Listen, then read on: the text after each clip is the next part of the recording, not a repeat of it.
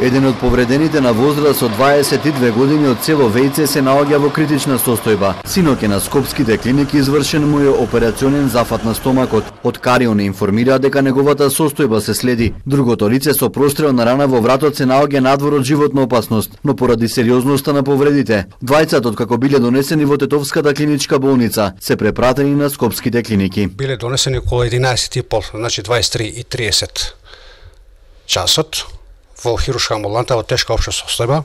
Еден пациент од 93 година роден, другиот 97 со прострелна рана, едниот во предел на вратот, а другиот во предел со застрелена рана во предел на абдоменот. Значи триажа е направено, тоа што било потребно, рентгенски испитувања и заради тежината се испрати во Скопје. Двајцата жители од Тетовско Вејце биле повредени со истрели од пиштол од полицаец Нивен Соселанец, кој ноќта не бил на должност. Инцидентот се случил во Вејце во објект за видеоигри.